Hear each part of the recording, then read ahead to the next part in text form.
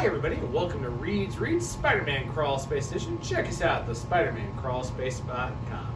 Well guys, old Ryan Painbot Reed, of course, continues working his way through Dark Web, returning last week's and this week's multitude of Dark Web stories to get us a little bit closer to the end of this here. Because after all, this is recorded, of course, on January 11th, so we're only a month away from being over. Can I withhold the pain and still know it better? Well, let's find out as we look at the Golden Goblin number 3, Amazing Spider-Man 17, aka 9/11 Legacy number, Ms. Marvel Dark Web issue 2, and of course, Mary Jane and Black Cat issue number 2. So to the pros with the Golden Goblin. I have to say, Demi has really done a great job of getting in the head of Norman Osborn. I really like the opening pages as he starts realizing of all the past sins he's done, the fact that he's been a murderer and a Cattell person. It works really well, really getting to the psychic of Norman Osborn. I also like the fact that we're doing with a lot of the parts. I do love the moments between Normie Osborn, his grandson, at his brother's birthday party, as he deals with the fact of how Norman was always proud of Harry, but yet he treated him so horrible and so badly over all those years, up to the point to where he called him a coward, and the fact that he even says himself he doesn't really understand why he was like that, Harry. It's a really nice end-ahead. I also like the little parts of the Golden Goblin. Norman's not only trying to save the day, but also deal with more of the red tape, such as insurance issues with a family he ends up saving from a fire, and talking about some of the other issues that have been happening with the hospital bills and a few other things with his employees. It's a really nice little piece of Norman, and I really do love the character moments with it, but that's really kind of where it stops. Going to the cons here, this is a very filler issue. Yeah, we know everything going on with Ashley Kafka, and of course the Queen Goblin or Goblin Queen or whatever you want to call her now, to not avoid for infringement rights on Madeline Pryor, aka the Goblin Queen herself.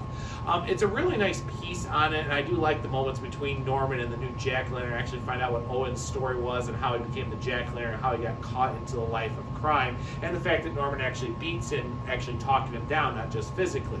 It's a nice piece, but really this is such an in-between issue. They acknowledge what's going on in Dark Web with, oh yeah, Limbo and Destruction's coming out here, but our buddy Liz Allen saying, oh, but Norman, if I had a nickel for every time New York City is burned down or it's the end of the world here, I'd be more rich than the company. So let's have a birthday party. I mean, why not? It's not like people would cancel or anything. It's just another day in New York in the Marvel Universe.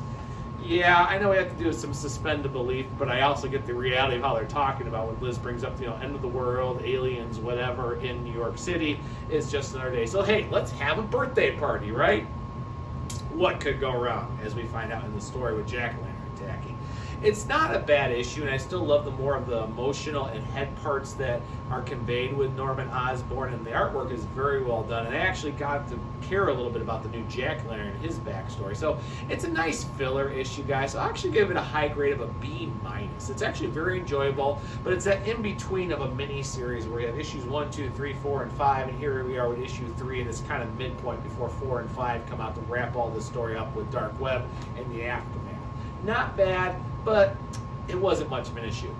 Now, moving on to the next part of Dark Web, let's head over to Amazing Spider-Man number 17, where we have our beaten and battened Spider-Man. Let's get to the pros.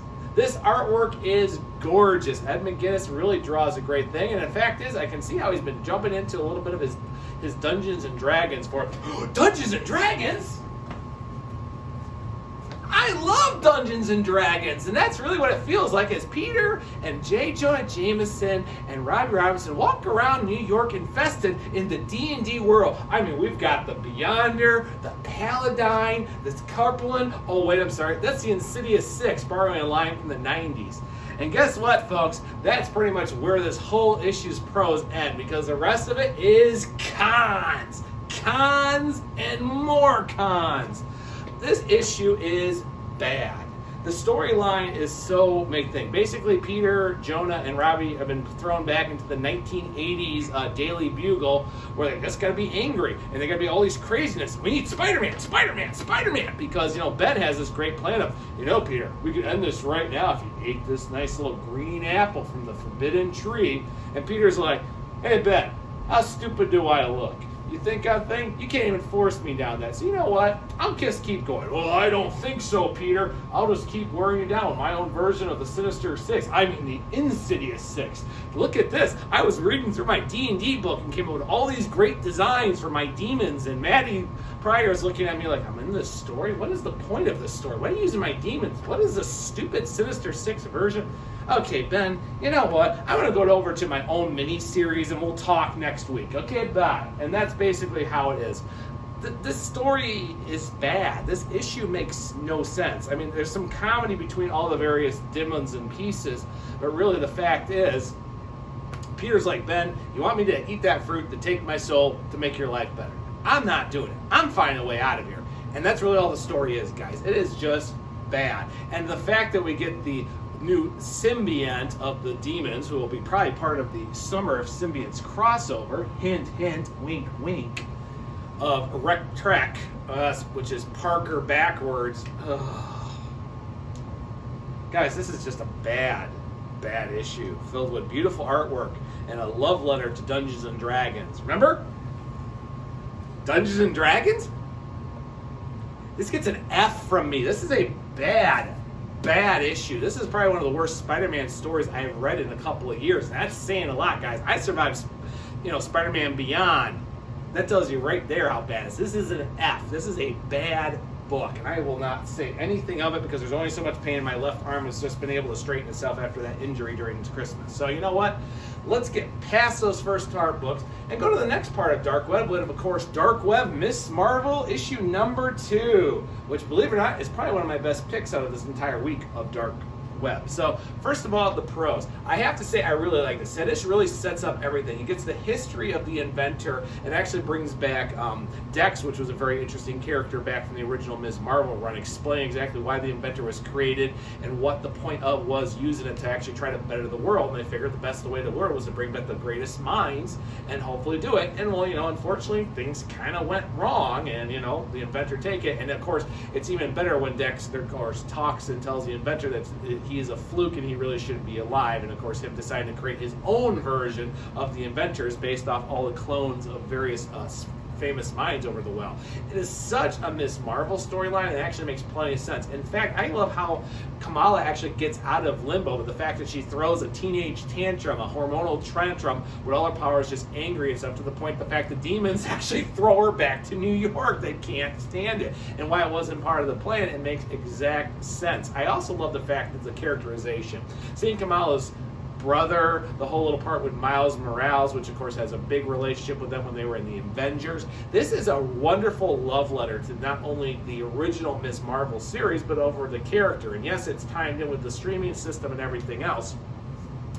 But it's actually a very enjoyable issue. There's good fights, there's things with battle, there's continuity, there's characters we love. The characters are driving the story, not the other way around. It works very well with it, from the way they talk to their relationship, or the fact that, hey, what would Miss Marvel do? Because you know what, Kamala? You're not just one, you are a great superhero. And that's one to grow on, everybody. It's a great pro. It is a great pro. The book is very good, but here's the cons, guys. There was no point to this story. I'm sorry. There was no point to these 2 issues out the side to say how much we love Miss Marvel. She has a streaming series on Disney Plus. Go watch it. And hey, you know what? Why is she working for Norman Osborn? Because she wants to do it so she can try to take everything Norman did and actually try to make the world a better place, because she feels she has to make the world a better place. Not because she has to, because she wants to.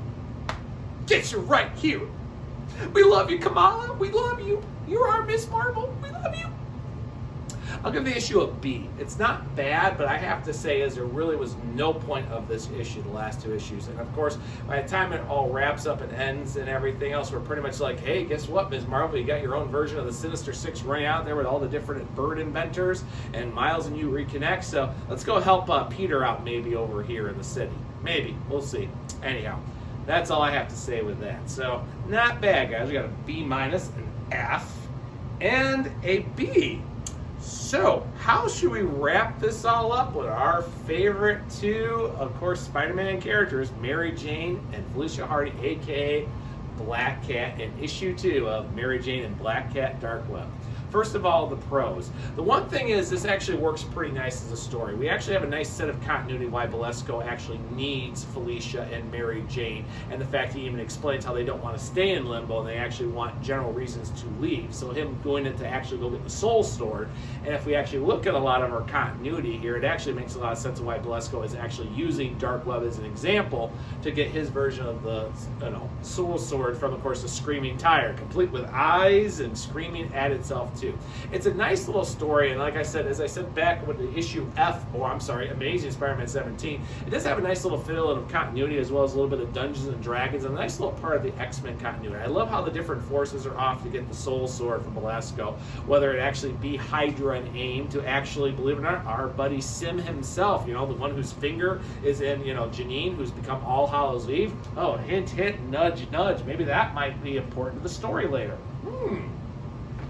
The artwork's really nice, and I really like the relationship between Black Cat and Mary Jane. I really like the fact that Mary Jane is actually explaining a little bit more what's happened to her during the 6-month gap. Because it sounds like it wasn't 6 months. But basically how the powers work, that it's all random, but there's also a skull. And every time the skull pops up, it gets worse powers. And it's had double skulls, and she knows there are 3 on there. If she hits 3, it's bad. But she's going to do it all to get back to her family. I really like it because it's in characterization of Mary Jane, and of course hints more to what the whole mystery box was that we never found out. Even though they said, oh, check out issue number 1 about that mystery box. Everybody, I'm like, lies, all lies. You sit on a throne of lies. That is not true at all. But I also like the fact that how they actually escape and work together, and Mary Jane's powers not working with the skull jackpot wheel is actually pretty comical, and I really enjoy it. And the ending with them finding Sim being their their knight in shiny armor is really interesting too. It's not a bad issue, but the cons is these characters are not driving the story. The story is driving the characters. I mean, I leave it to McKay. He's trying to find a way to actually make everything with Mary Jane, Paul, and the kids, yes, I said Paul, are actually make sense in here, and actually trying to explain a little bit more. There was more going on with that 6-month gap that has really been revealed. And Felicia herself is not quite sure what is going on, but also the fact that, as she said, she's kind of intimate with Peter, and Peter and Mary Jane are not together, whatever that reason is, so she feels kind of guilty about it. But at the same time unlike their one shot where they were dealing with the Hood and Peter and the Variant, they were driving the characterizations perfect. Here it's the other way around. Dark Web is steering Black Cat and Mary Jane, and honestly, I think this would have worked fine. It's just a simple Black Cat miniseries, so it's right up her with the thieving, the adventures, and even her inner monologue is right on character. Even Mary Jane's ideals and stuff are in character. But at the same time if this wasn't for the Dark Web story, this issue would really not actually have any point. It's not bad. The artwork is nice. I love Mary Jane and Felicia, but there's really much not to the story. Unlike the Ms. Marvel series, I'm still trying to figure out what the use of this miniseries is. So I'll give it actually a C. I left the characterization and little moments as well as some of the X-Men and Limbo continuity. Belasco is completely in character of why he wants the Soul Sword and how come he has them doing it. So it's nicely done, but there's not much to the story. So it is a C. Ugh. B-, F, B, C. You know what? Painbot needs to go.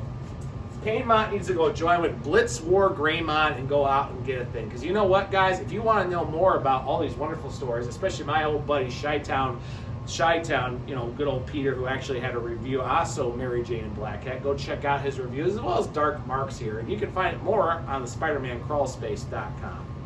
Please check out our Discord as well as our social medias, and check out our various podcasts on YouTube or on your favorite limited device. And for more information, guys, including our reviews, SpidermanCrawlspace.com is your one-stop stop for all things Spider-Man.